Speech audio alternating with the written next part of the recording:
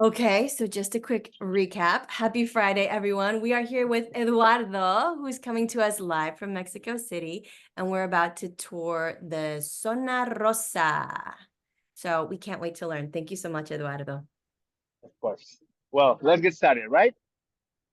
Let me show you where we are right now. So as I said, we find ourselves now in Reforma, one of the most important avenues of the city and in the country in general. And this is the place where our story begins. This area is known as La Glorieta de la Diana Cazadora. In this case, being the name being so called because of the famous monument that we have right here.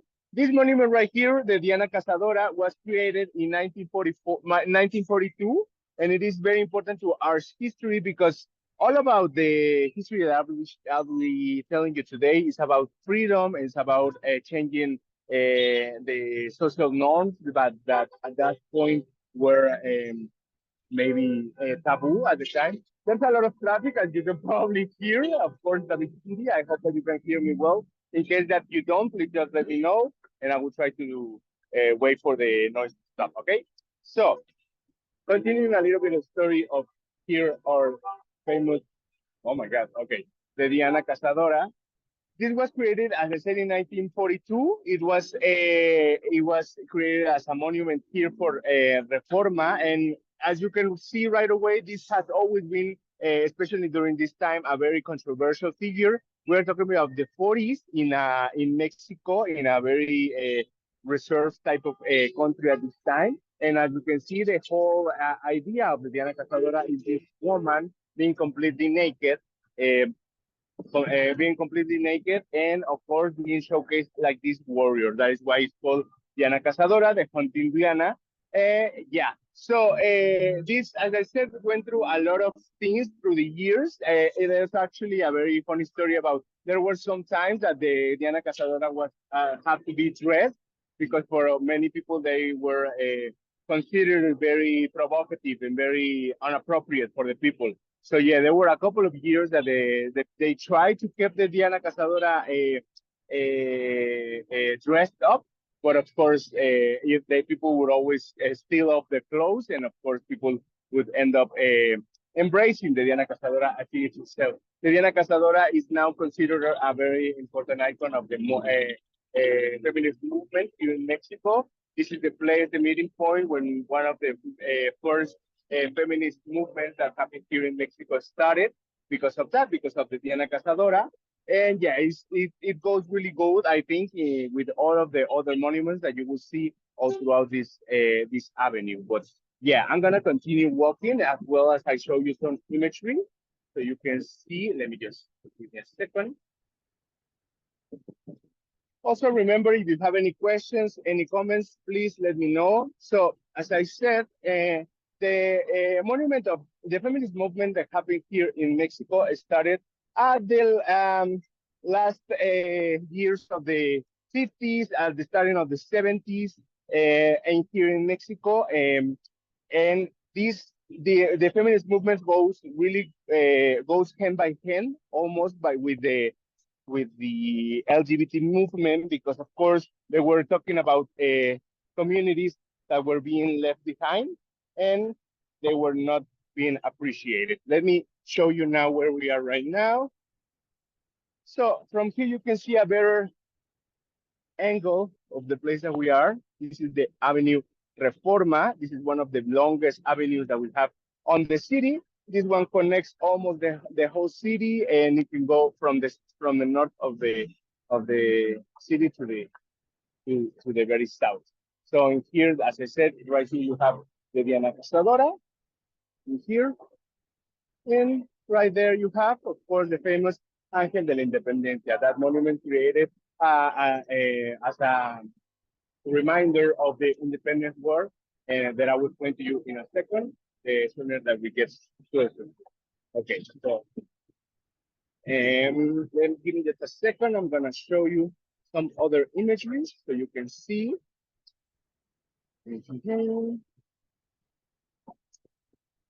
So the monument of, as I said, the monument here of the LGBT movement started at the here in the 60s. Okay, at the very last part of the 60s here in Mexico, they were started to create this group of apoyo homosexual, the homosexual support, after an incident that happened in a Sears store where one of the employees was fired only for looking gay. So that is kind of how this movement, at least the records of this movement started. They started to do some protests outside of this place. But it wasn't until 1972, 78, when there was the first LGBT protest going on here in what would be Reforma, the place that we are right now. To this day, this place is where all of the pride parades every year are celebrated. So you can imagine that this place gets completely filled out with people. And yeah, this is here in Mexico, in Mexico City, this is the biggest pride celebration that we have in the whole country. I believe the last one, it was registered.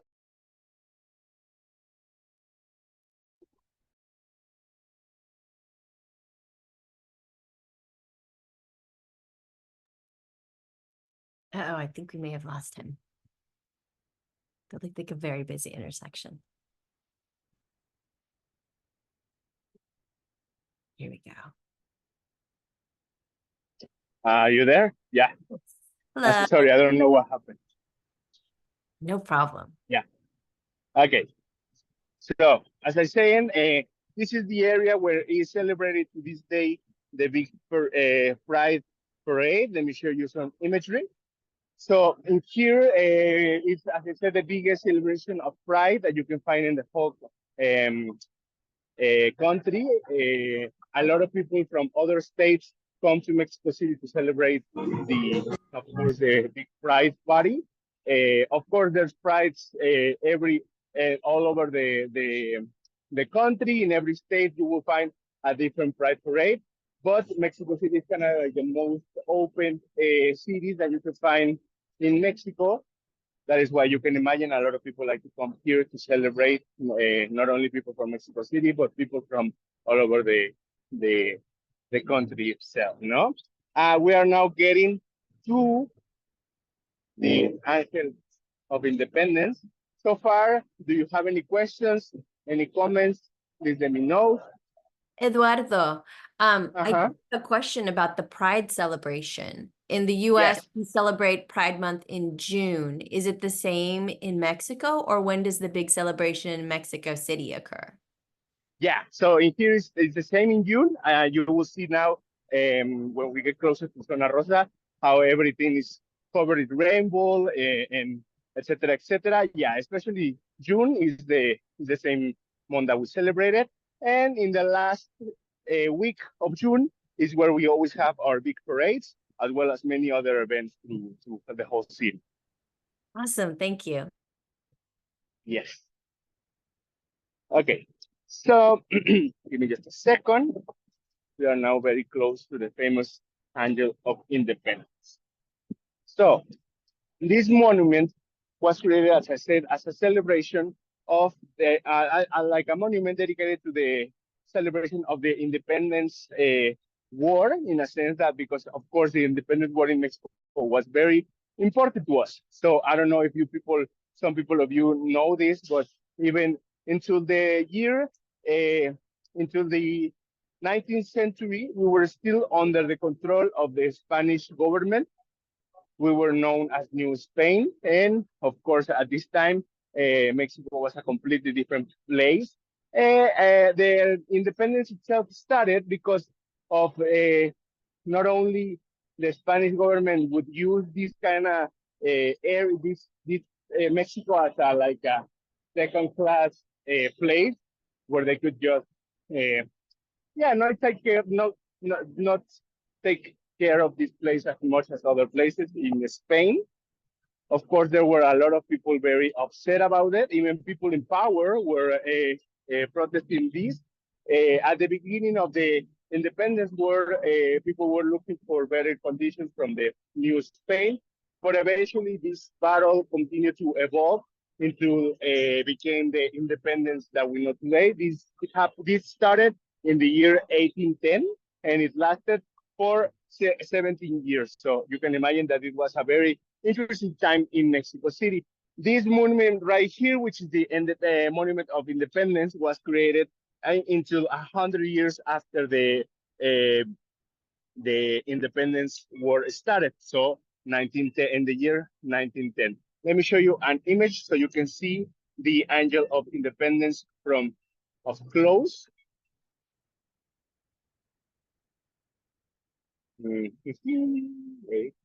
So in here you can see the image. So it is of course completely covered in gold, and as I said, it represents the independence of Mexico becoming its own country. Okay, so this is also a very important part of Mexico. I always say that Mexico has three very important stages in their time. The beginning being all the pre-Hispanic civilization, including the Mayans and the Aztecs that lived here in the whole country. Then the conquest of Mexico, where we became the famous New Spain. And lastly, of course, when the independence of Mexico happened and we became our own state and country. Okay, so let me just go back. Okay, so now we are very close to Zona Rosa. This is actually one of the streets that you will use to get to that place. We're gonna go that way in a second. But yeah, I just wanted to take a better look at the Angel of Independence. As you can see right now, is a cover. This is because this monument is very vulnerable to many, how you say, there's a lot of protests going on all throughout the year. So people are kind of, and because of that, this monument has suffered some damage for maybe graffiti or etc. etc. No, so that is why a lot of people, the government itself put this outside of the Angel of Independence so that the monument can be safe. I think it's a shame because that doesn't let people to get inside. You can usually go to the monument itself and take some great photos as well. But well, yeah, this is how we have to have it right now, no? Okay, so far so good. Do you have any questions, any comments? We're gonna now change to the next place in a stop. As you can see, also Reforma is a very popular area. In here, you will find a lot of office, a lot of apartments. So you will see a lot of people just hanging around, going to work, going to school, walking their dogs, etc., etc. So far, so good. Yes, thank you. Okay. Okay, now I'm gonna tell you now about another story of the LGBT history in Mexico that goes very well with the Angel of Independence. So the Angel of Independence, as well as many other monuments that were created here in Mexico, were made during the time of the Porfiriato. The Porfiriato being the name of this period of time in Mexico, where the President Porfirio Diaz ruled. Of course, that is why the name Porfiriato comes from. Porfirio Diaz was the one that created, as I said, this monument, as well as the monument of Reforma, and created Bellas Artes, many important monuments that we now know and love here in Mexico City, but as well as he has this very interesting story. So in Mexico, now it's a very well-known history, but during this time, it was, of course, very controversial. I'm going to tell you about the famous dance, el baile de los 41, the dance of the 41. So let me show you an image.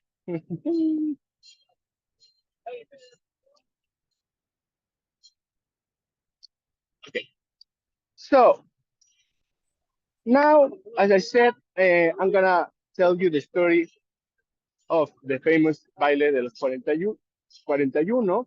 So in 1901, there were this big scandal going on here in Mexico, where they found the police found this group of men doing this kind of party that apparently they were doing constantly. They had these secret gatherings together, and what they would do was like a club of homosexual men that were of course, get themselves together every couple of months. And one of these things that this group of people did, who did that was also the day that they were caught, was the famous Baile de los 41. So in this famous day, they will create this kind of ball, this kind of dance that they were going to do with each other, where half of the men would dress up as women and the other half of the men would dress up as men, and they would take each other out, kind of like in this big celebration, to kind of dance with each other and be partners. And sadly, this story can like a bad ending because this group of people was found by the police, and of course, we are talking about the beginning of the 20th century, so we are still very far behind on the way of the people's view.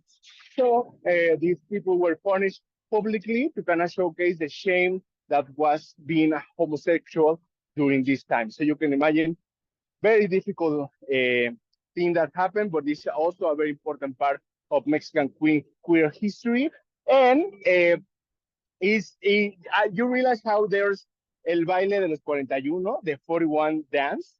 You will see that in a dance you need a multiple of two.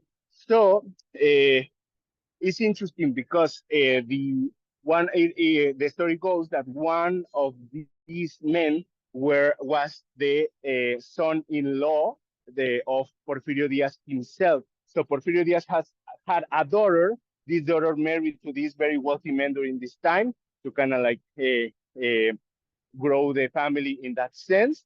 And eventually, this man was also found in this party dressed up as a woman, no?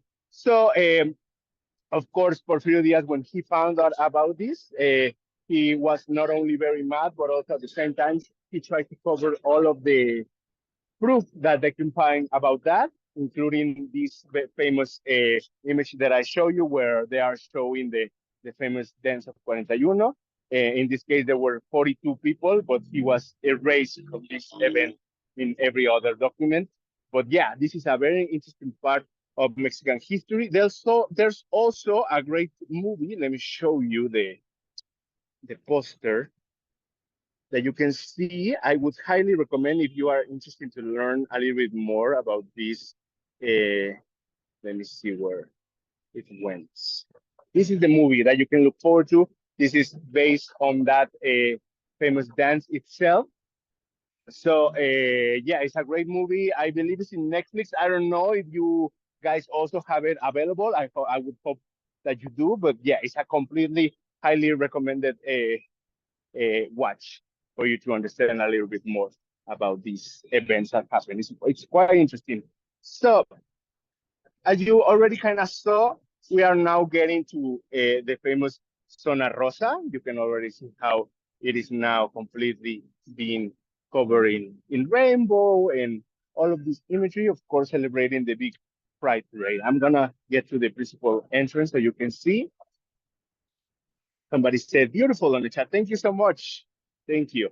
So, okay, so far so good. Any questions? What do you think about this? I personally found very interesting this famous history of the Baile de los 41. I mean, probably there's a lot of many history of queer people here in Mexico as well. But sadly, of course, during this time, a lot of history of that was erased because of the whole taboo that was going on in this time. But luckily, the Baile de los 41 is something that is still has with us to this day, and it's something that the queer community has kind of like embraced, no? Like it has made their own in a sense. So you will see now people doing like thematic parties of the of the Baile de los 41. So you will see people doing the same as the Baile de los 41 did back in 1901. But now, of course, being completely free to do so without the repercussion of the society, no? Okay. We're almost getting to the next place. So far, so good. Any questions, any comments, let me know. As I said, now we are walking to Reforma Avenue, where you will find these huge skyscrapers. I don't know if any of you have ever been to Mexico City.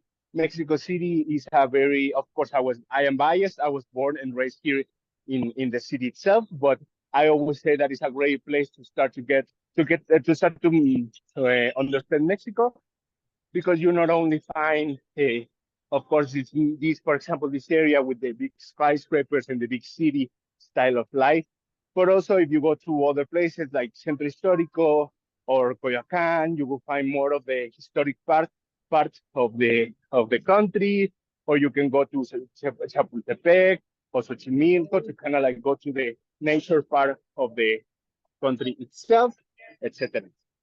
So now we are getting to the famous Zona Rosa.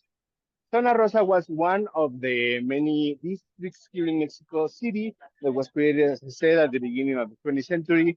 This, at the beginning, was used like a very bohemian style of lifestyle here in this area. In here, you will find a lot of theaters, as well as many places where artists and people from this type of circles would get together and not only um, uh, pass the time with each other, but also to showcase their work, etc., etc. Slowly, with the passage of time, this district was started to being considered as the gay district or the queer district. But it wasn't until the 90s when it was completely like declared like an area for the LGBT community. So to this day, you will find not only a lot of bars, a lot of restaurants, but also a lot of shopping, a lot of clothing stores, places for you to hang around. And yeah, we are very close to Reforma, and also now we are very close to La Roma. So this is also a great meeting point for people to hang out in this area. Okay, give me just a second. Okay, as you can see, you can already see it's kind of early, but people are starting to get ready for tonight. Today is Friday, so you will see if you come here late at night, you will see this area completely filled with people just hanging around, having a drink, etc., etc. I'm gonna tell you another story about the LGBT community that happens here in Mexico that I find quite interesting. So give me just a second. I'm gonna show you an image. So this image right here that I'm showing you is part of um, the imagery that you can find from the famous Lucumberri being one of the jails that you will find here in Mexico City. The Lucumberri used to have these different cells that they would group different type of criminals in a way. And of course, during this time, being a homosexual, especially being a proud, loudly homosexual, was considered a big crime. No, they were going against the values of the people, etc., etc. So these people were considered criminals again. So these people were put in the cell with the letter G. Okay, so the people the homosexuals would be put in the famous G cell. Then, of course, in Spanish, being pronounced as J. So G is pronounced as J in Spanish. So people started to refer to these queer men as jotos to kind of like imply the fact that they were in the cell of the G, no? So that is kind of how this nickname of the jotos started here in Mexico. The jotos, of course, at the beginning being used as a kind of like something that you don't want to be told. No, it was an insult. It was kind of like a slur. Eventually, with the passage of time, now the LGBT community has kind of like empowered this word, and now it has now used it to her own benefit. So you will see that now it's a very common used word, but at this time it was a very controversial because not only you didn't want to be called one, but also it implied this history of going to this famous Lecumberri jail. And yeah, this is another very interesting story that people may or may not know here in Mexico, and how the the name Poto started here in Mexico, no? Yeah, so far so good. Please let me know any questions, any comments. So now we are here in the center of the famous Zona Rosa. As I said, in here you will find a lot of bars, a lot of shops, clothing, everything that you can think of, jeans, etc., hotels. This is a very beautiful area. As I said, also very close to the center, so you have not only Reforma that was back there, but also you have La Roma, which is that way as well. So yeah, this is a great meeting point for people. Of course, as I said, this is now kind of like the LGBT center, so you will find a lot of gay bars, a lot of lesbian bars, etc. But also the nightlife in this area is so vibrant, but that is kind of well known that you don't have to be gay to wanna go to these kind of bars, because yeah, people really enjoy this type of events going on here in Zona Rosa, no? Do you have any questions, any comments? So far, so good. Yeah, everything looks beautiful. Looks very well taken care of. I love all the decorations. Yeah, thank you so much. Yeah, I mean, this area it's created by 28 blocks, so it's a quite a kind of big area that you can see here in Zona Rosa. And yeah, this area also suffer a lot of interesting things because of course the pandemic, no? So we have to talk about the pandemic in the sense that you have to imagine all of these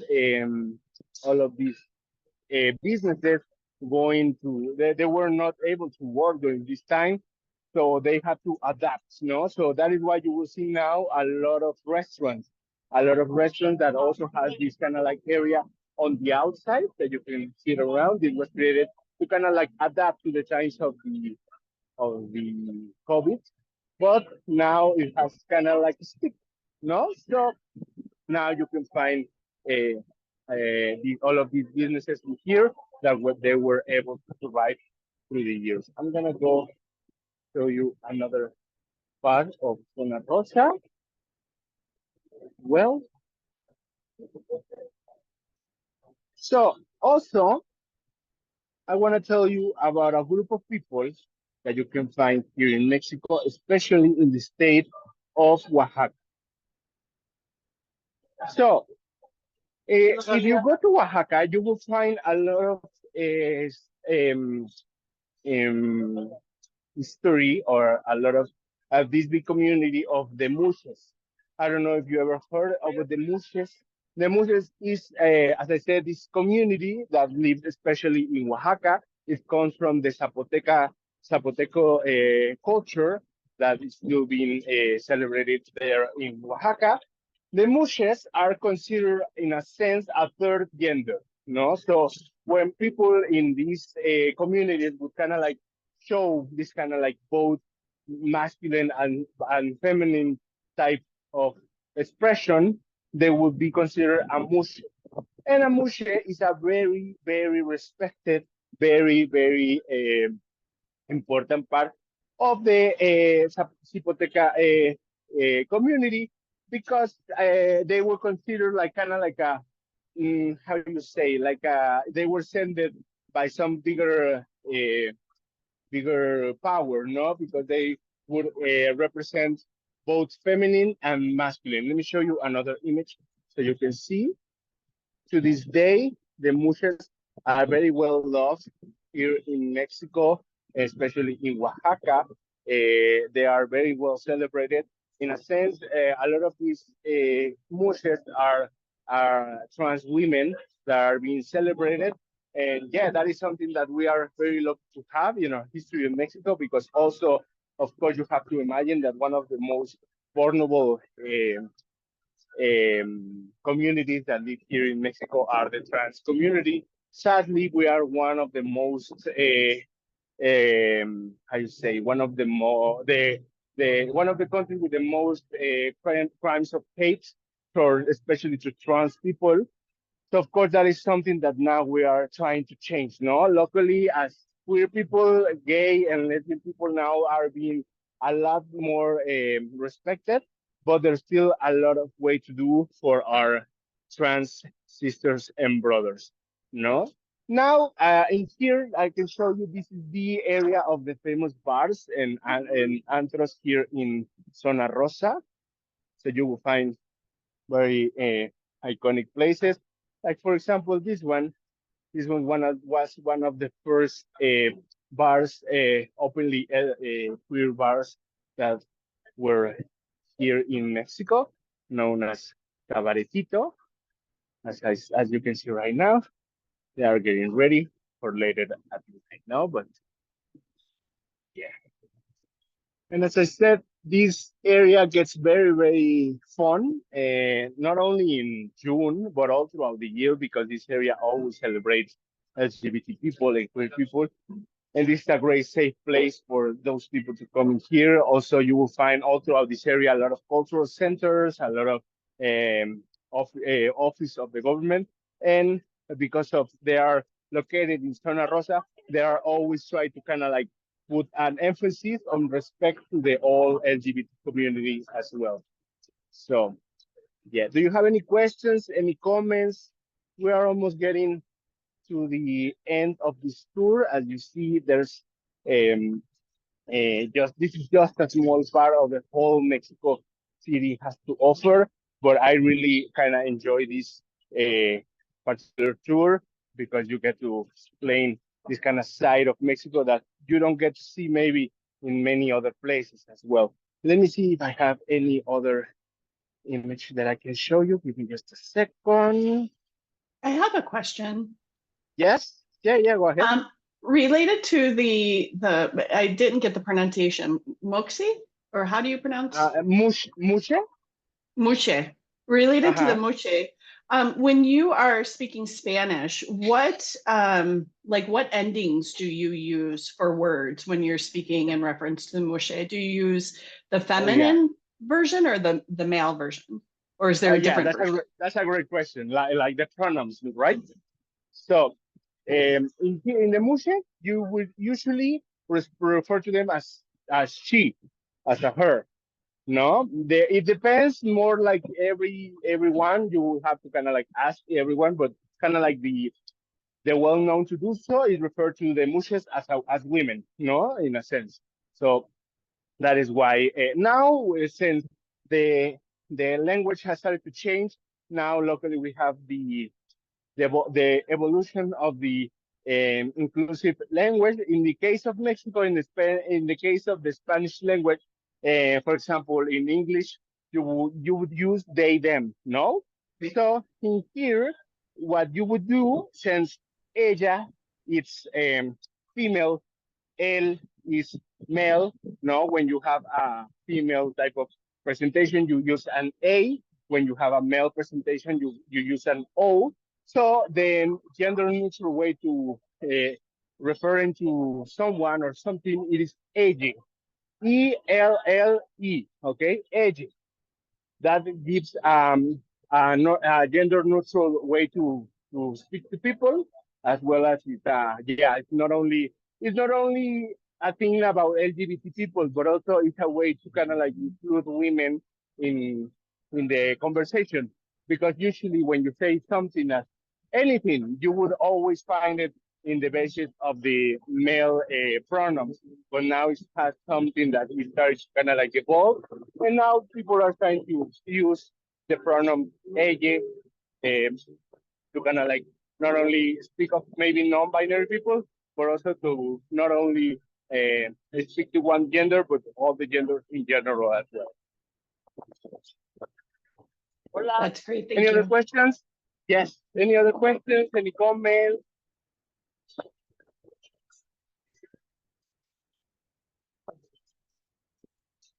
All good? Let me see.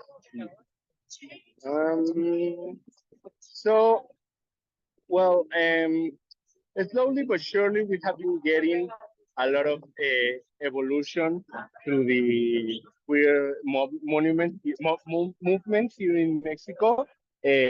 For example, in 1987, the UNAM, which is the biggest university that you will find here in Mexico, declares one week of June to the whole lesbian community. No, so that is very cool. I found that really cool that the lesbian community was also very well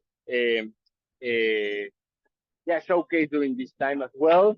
Also, in the year 2003, the law against discrimination in the medical area was imposed. So queer people were able to be having treatments and go to the doctor more safely and also being more comfortable for people as well. In 2010, the gay marriage was legalized here in Mexico City, and it was in 2012 the first non-binary people was declared as part of the government system. And from there has been almost 1 million people that have a non-binary term on their documents of identification. And in the year 2022, the whole country made a gay marriage legal all in the whole country. So yeah, slowly but surely we are making these changes for the people to kind of like make it a safer place, not for only for queer people, but for everybody to be free to be who they are and who they want to be, and etc. So do you have any other questions, any comments? As you said, now we are getting to the end of this tour. I hope that you have maybe seen another side of Mexico that you don't get to see in other places. If you have any comments, any questions before we say goodbye, please let me know.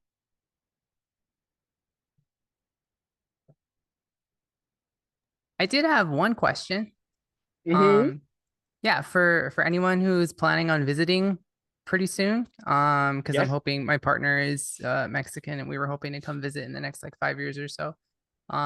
Is there anything that you would absolutely recommend we do when we come visit the city? I mean, there's plenty of things. I mean, let me list it for you. Of course, you have to go to Reforma. In Reforma, you will find all these very important monuments like the Ángel of Independence, the Diana Cazadora, but also many, many more. You can find also the Monument of Revolution. That is a museum inside. You can find the big viewpoints from the Torre Latinoamericana. Also, I always say go to the Historic Center. The Historic Center is where we have not only the Zócalo, but also the Government Palace, as well as the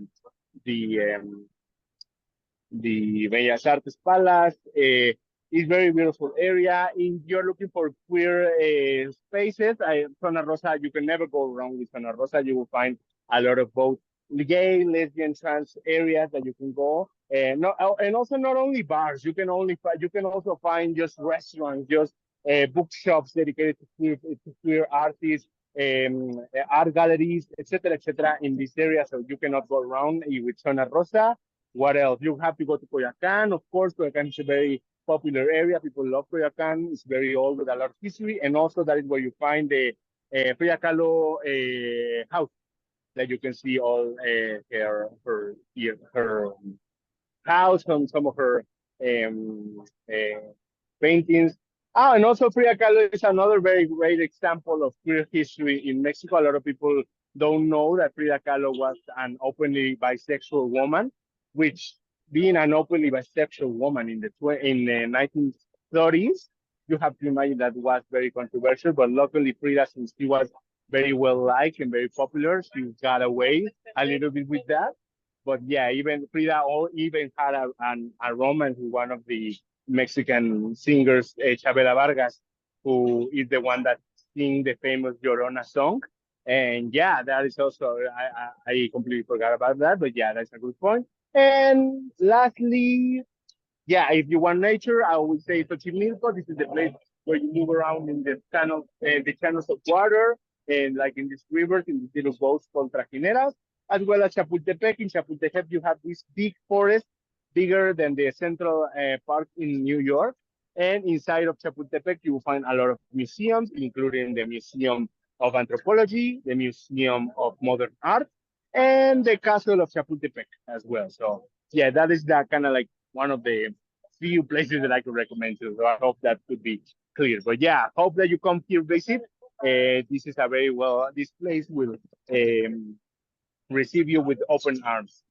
That's it. Thank you. I appreciate it. I'm gonna say, okay. Any other questions, any other comments, please let me know. Now is the time to do so. Let me know a little bit. I don't know where you are making this call. Maybe we can share a little bit of the experience now. How is Pride being celebrated right there where you are? I don't know, something like that. Thanks, gente. Looking forward to visiting Mexico City, Zona Rosa next week. Great. Yeah. Now you can kind of know what to expect when you're visiting here. As I said, we are very close to Reforma, so from here it's a very easy way to. Also, you have the subway, you have the Metrobus, you have very ways to move around. You have, of course, the Ubers, etc. So it's very easy to move around in the city as well. I have to drop off, but thank you. Yeah, thank you so much, Natalia. Hope that you had enjoyed it, okay? So if everybody is okay, we're gonna leave it through here. Thank you so much. As I said, I hope that you have learned a little bit more of Mexico, a little bit more of the queer side of Mexico. And yeah, please, if you ever come visit, let us know. My name was Eduardo. I'm from Vibe Adventures. So yeah, if that would be all for me today.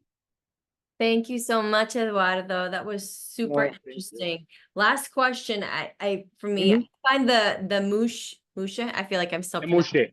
No, no worries. Interesting, like specifically around like the indigenous origins. And so I was wondering, you mentioned a lot of the museums. Is there any museum that maybe has some more of that history? Of the Muxes in particular? Yes.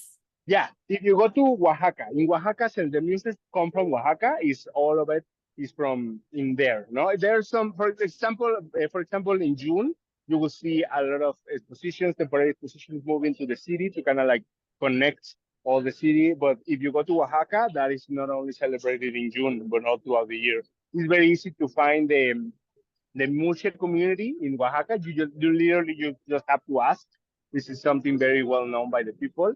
And there's centers of communities, not only for Muxes, but also for trans women, trans men, as well as showcasing all the, because also the Muxes comes with its own culture in a sense that they would do these typical dances, they would use the typical clothing as well. So this also is showcased in this type of circles, in this type of areas for dedicated to the Muxes. Thank you for the great tour. Sending hello from San Miguel de where? San Miguel. Oh, thank you. I hope that you had enjoyed it. Yes. Yeah. Any other questions? Any other comments? All good? I think we're good. This was super interesting. Thank you so much, Eduardo. And for everyone on the call, I linked everything I could in the notes. So you can kind of look in there and see.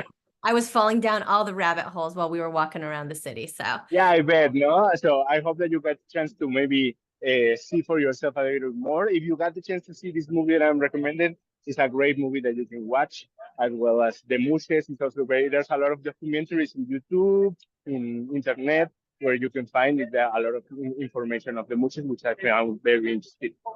We will definitely check it out. Thank you again. And thank you everyone for your patience with the time. Thank you. Have an amazing rest of the day. Thank you so much. Take care.